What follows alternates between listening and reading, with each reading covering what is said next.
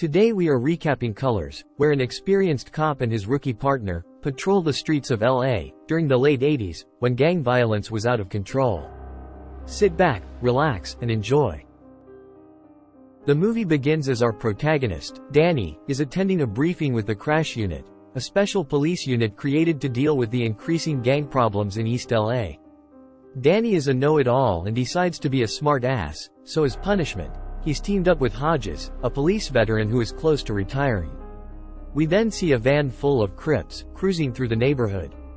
The Crips in the back are smoking green, but as they approach their destination, Rocket, their leader, tells them to be quiet, as they're entering Blood territory. The Bloods are hanging out, when Rocket hangs out the window holding a shotgun, and shoots one of the Bloods. Moments later, Hodges is on the scene, while a woman is grieving for her child. Danny discusses the crime with Hodges, and they try to get more information from a resident, but she refuses to talk for her safety.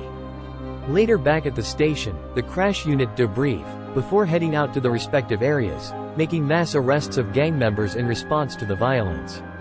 We see Rocket being taken into the station, where the Crips and Bloods are held in separate holding areas for their own safety, and openly taunt each other through the bars.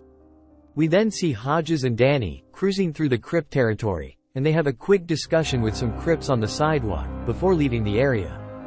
Back in the car, Hodges and Danny pull into an alley, where some Crips are hanging out, and one of them takes off, so Danny pursues him on foot. Danny apprehends the suspect, while Hodges holds the others at gunpoint and calls for backup. Danny brings the suspect back to the group, where Hodges interrogates him, finding out his name, High Top, while Danny finds the drugs he tossed during the chase. Hodges discovers that High Top is a Blood, and crushes the drugs, telling Danny to release him, and let the rest of them go. Back in the car, Danny is angry that Hodges let High Top go, but Hodges explains that the plan is to build trust with the gang members, so they cooperate rather than arresting them for small crimes. They then stop for coffee, where Danny chats up a waitress, Luisa, before the two travel to Chicano territory. Hodges has a discussion with the gang members, building rapport, before they leave and continue their patrol. They enter 21st Street territory, where Hodges explains that the 21st gang is the lowest on the ladder, when a rock is thrown at their car. They immediately attempt to apprehend the suspects, who flee on foot through the neighborhood, so Hodges and Danny drive through an alley, where some older gang members are present, and Hodges instructs the gang to line up. Danny searches two of the older gang members, while Hodges questions the gang, and appears to be friendly with Frog, the leader of the 21st Street gang. Hodges then asks who threw the rock, and Looney Tunes, one of the older gang members, asks who threw the rock, and it is revealed that Felipe, Frog's brother, is the culprit. Hodges negotiates with Frog, telling him to teach the younger gang members properly so they don't cause trouble in the neighborhood, and Frog agrees, so they leave. Later that day, a community meeting is taking place, where residents are expressing their frustrations, mainly on the police's inability to combat the gangs, but the meeting quickly devolves into chaos, which amuses Hodges and Danny. We then cut to Blood territory, where a funeral is taking place, and High Top with some Bloods are grieving for their fallen comrade, while Hodges and Danny are waiting outside. The priest gives a speech, when suddenly some Crips drive by the funeral, spraying the funeral home with bullets. Hodges and Danny immediately give chase, and the Bloods run out with their guns, ready for action. An intense chase occurs, and the Crips attempt to lose the police through the alleys, shooting at police and crashing into cars. Unfortunately for the Crips, they lose control of the vehicle, going airborne and crashing, before their vehicle goes up in flames. Danny also loses control, and totals Hodges' vehicle, when Hodges comedically invites Danny to lunch at his house. At the lunch, everything goes well, and Hodges gives Danny some advice on how to survive in the unit, telling Danny not to be so gun-ho. He explains that it's just a job, and if you try to bust everyone, you'll fail. He tells Danny that the best you can do is try to be professional, which Danny doesn't agree with, telling Hodges that if he can't deal with him, he can request to change partners, so Hodges leaves. Meanwhile, in 21st Street territory, a police officer, Ron, is having a meeting with the 21st Street gang at their hangout. He tries telling them that they can leave the gang life, while they're young, but they don't agree. The gang members explain that 21st Street gang is a family, and they're not walking away, so Ron replies that he bangs, and they get ready for a fight. but Frog's brother is watching, which diffuses the situation. Later that night, Danny is taking Louisa home from a date, and ends up getting a sexy favor from her. The next day, Danny and Hodges attend the sheriff's office, where Danny gets a nickname, Pac-Man, on account of his vehicle's color. They then attempt to raid a drug dealer's property, and after surrounding the residence, they storm the building, arresting the dealer, before another gang member attempts to escape, but is also arrested. Later, the dealer is questioned, and during the interrogation, he reveals that High Top is their distributor. The dealer is taken away, and Danny instantly argues with Hodges, telling him that they had High Top, but Hodges let him go, and that he believed that Hodges' policing style may have been effective, but now sees it's useless, and leaves the room.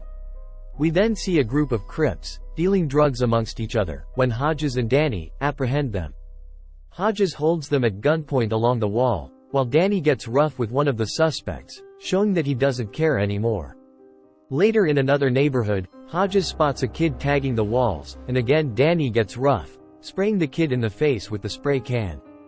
They then patrol blood territory, and once again, Danny gets rough with a suspected drug dealer, punching him in the face and beating him up, before placing him in the back of the car. Later, once they're back at the station, Hodges pushes Danny in a room, telling him that he's too old for Danny's antics, and Danny backs down immediately. Hodges tells him that he's making enemies everywhere, which makes his life harder, but Danny tells him to figure out whose side he's on.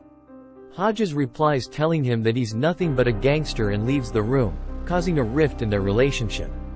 Later that night, Danny goes into White Fence territory, a Chicano gang which is 4 generations old, and where Louisa lives.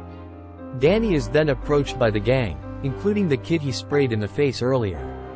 They begin to surround him, taunting him with threats of violence and scratching his car, before he is forced to leave with Louisa for his safety.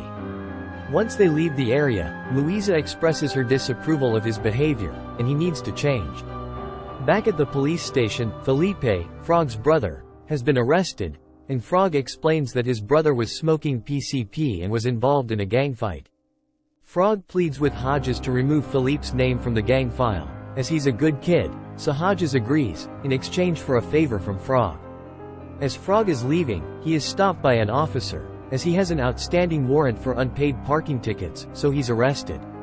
We then cut to Venice Beach, where a man and his family are unpacking their car, but the man is taunted and then stabbed by some gang members, before being taken away in an ambulance. Hodges and Danny attend the scene, and enjoy the view of the waves for a moment, before leaving and spotting High Top, who is stuck in traffic. High Top spots Hodges and immediately exits his vehicle, attempting to escape on foot, before hijacking a motorbike. An intense chase scene occurs, as High Top cuts through traffic, while being tailed by Danny. High Top then loses control of the bike, crashing into the front of a restaurant, and taking a woman hostage as a last resort, as Danny is hot on his tail. High Top is backed into a corner so he releases the woman and tries to escape through the kitchen, but Danny stops him. He struggles to get control over the suspect, and it looks like he might lose the fight, but Hodges comes just in time, helping Danny to get control over High Top. Later that day, Danny is in the gym, working on his muscles, when Hodges enters the room. Danny apologizes to Hodges for his behavior, but Hodges reveals he's requested to change partners, and will have a new partner by the end of the month. We then cut to county jail, where High Top is working on his muscles, when he is jumped by the Bloods, who beat him up for playing both sides. He is then taken to the warden's office, who promises to move him into general population, and out of the dangerous gang unit of the jail, in exchange for information. High Top agrees, and reveals the identity of Rocket, the Crip who murdered the Blood in a drive-by earlier in the film. Meanwhile, back on the street, Danny is having an argument with Louisa, who wants to end their relationship, disappointing Danny. Later that night, Hodges and Danny are on patrol, when they receive a call over the radio, that Rocket's van has been spotted, so they rush to the scene, and police have surrounded the area, so Danny gets on the radio, telling the Crips to exit the vehicle, while a police chopper circles above, so both of the suspects cooperate, being taken into custody without incident. Back at the station, Danny is interrogating one of the Crips, who reveals some information on Rocket. They then head to Rocket's girlfriend's house and raid the property, but the Crip inside is getting a sexy favor, and they discover that it's not Rocket. The Crip reaches for the side of the bed, and one of the officers shoots him in the back, killing him. We then cut to the station, where the police officer is being grilled for killing the Crip. Outside the room, Hodges shares that there is a hit on Danny for the death of the Crip, but the other officers question where he got his information, so Hodges reluctantly reveals that Frog gave him the intel. We then see police patrolling Crip territory, and one of the Crips enters their hangout, reporting to Rocket that the cops are aware of the hit on Danny. We cut to a house party, where the 21st Street Gang are enjoying themselves. They are unaware, however, that the Crips are driving by, and they unleash a hail of gunfire on the house with Uzis, killing a little girl who lived next door instead, but failing to kill any 21st Street members. Danny attends the scene and is shocked to see Louisa, who has clearly just finished giving out a sexy favor. Danny can't believe it and leaves the house, while Louisa yells at him to look at her, but she belongs to the streets. Later that night, Frog's brother asks to join the gang, so he's jumped in, and in the early morning, they leave to retaliate against the Crips. They surround the Crips' hangout and take their positions, before they begin the assault, throwing in a grenade before spraying the house with bullets, gunning down any Crips attempting to leave the front door. Rocket then leaves the hangout brandishing an Uzi, and faces off with Looney Tunes, before they gun each other down, so the rest of the 21s escape. The 21st Street Gang are then seen celebrating their victory on a hill, but the mood is somber, as they are grieving for Looney Tunes, who lost his life in the gun battle. The gang are unaware, however, that police are moving in on their location, and suddenly swarm the area, placing them under arrest for the shootout with the Crips. One of the gang members, named Bird, decides to go out in a blaze of glory trying to shoot Danny but misses, before being shot and killed by police. Unfortunately, Hodges has been shot, and Danny rushes to his aid, consoling him, before Hodges loses consciousness and dies. In the next scene, we see Danny on patrol with a new officer, who is hot-headed like Danny used to be, angrily chasing suspects.